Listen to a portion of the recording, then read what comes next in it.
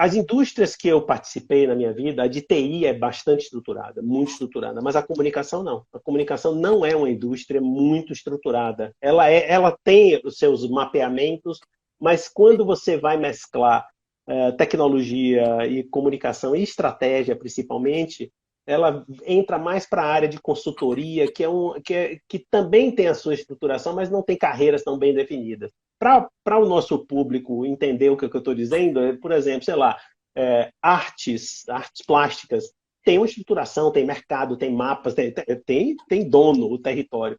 Mas você não tem uma carreira, eu sou artista um pleno e depois passo para sênior, não existe isso. Não tem diretor para lhe botar num projeto de artes, são carreiras menos estruturadas. Então, isso é importante para a gente entender como um pano de fundo, porque eu acho que minha carreira é principalmente marcada por aquele cara que foi atrás da necessidade. Então, na verdade, eu fui fazendo aquilo que eu ia ganhando um dinheirinho e ao mesmo tempo, tinha o privilégio de ter iniciado meus estudos num lugar muito estruturado, que é engenharia elétrica. Né? Então, meu primeiro vestibular, meu primeiro curso foi engenharia elétrica, e ali, no primeiro ano, logo, eu tinha 19 anos, né, 18 para 19 anos, abriram vagas de programador de computador. Nós estamos falando do final dos anos 70, onde existia uma demanda de programação de computação, que era uma computação bastante diferente da de hoje, né? Uma computação de escala industrial de processamento de dados, digamos assim, tá? Muito em cima de controle, salvaguarda de dados, processamento de dados em grandes volumes.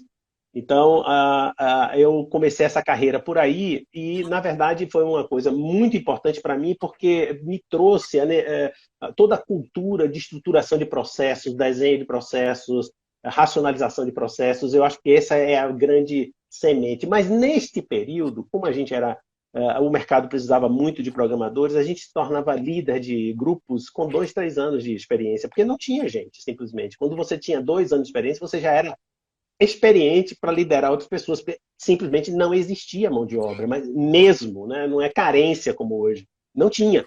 Então eu estava se formando ainda. E claro que isso também a gente não é, no final dos anos 70, tem gente que diz que é pioneiro, hoje não éramos pioneiros, já éramos terceira geração. Né? Vocês terem ideia, o curso na Bahia de processamento de dados foi criado em 72, se eu não me engano. Pra vocês terem ideia, né? Então, mas para eu não me perder, então eu comecei a liderar pessoas e eu comecei a pensar assim, puxa, eu precisava me comunicar melhor. Eu não tinha noção do que é a indústria da comunicação, que é gigantesca, uma coisa imensa. Quando eu concluí meu curso, eu fiz uma viagem para a Europa, meti uma mochila nas costas e fui embora. E quando eu voltei, um amigo da Bahia, conversando com ele, ele disse assim: Ô, Cláudio, esse negócio de comunicação empresarial aqui na Bahia não tem, só tem jornalismo na federal. Então, faça psicologia, que é a coisa mais próxima aí do que você quer se comunicar bem, né? Comunicar, liderar equipes.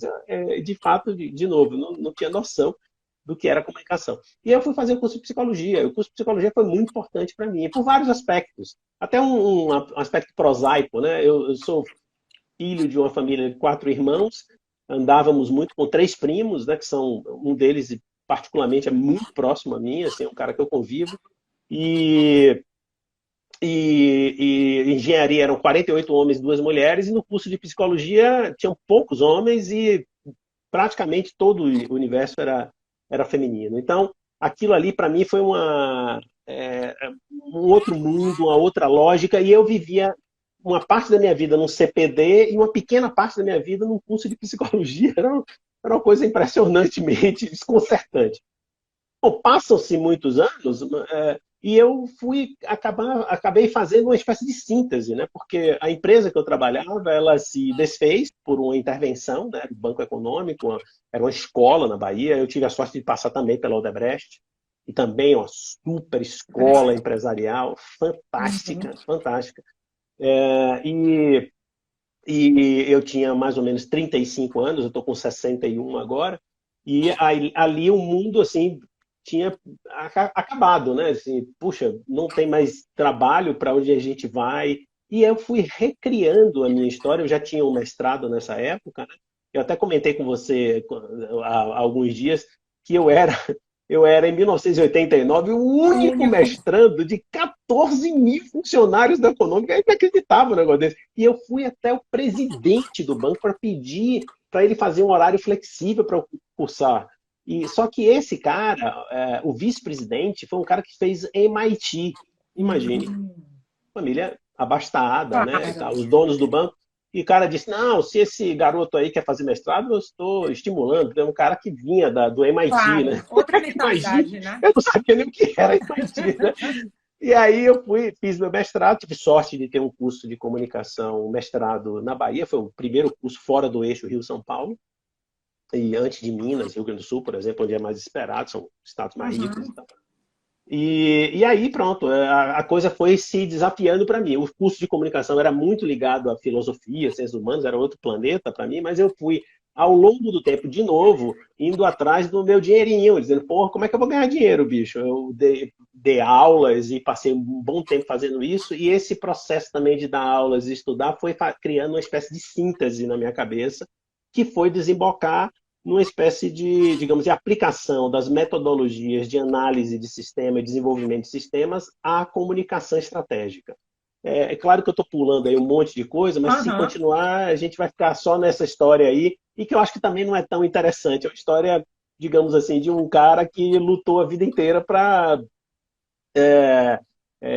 sustentar a família, se sustentar e se desenvolver profissionalmente. Mas, de fato, para concluir, eu acabei criando para a área de comunicação, para o universo da comunicação, que são agências de relações públicas, assessorias de imprensa, agência de publicidade, eu acabei criando, sem nenhum mérito, assim, por uma história minha, uma espécie de carreira muito, digamos assim, única, né? Porque eu vim de uma área de soluções empresariais que pensa empresarialmente a aplicação de conhecimento, seja tecnologia de informação, ou seja, planejamento estratégico, ou seja, comunicação estratégica, e dei sorte, porque houve uma convergência claríssima de TI com todas as áreas, né? Assim, medicina, odontologia, e comunicação também de uma forma absolutamente disruptiva.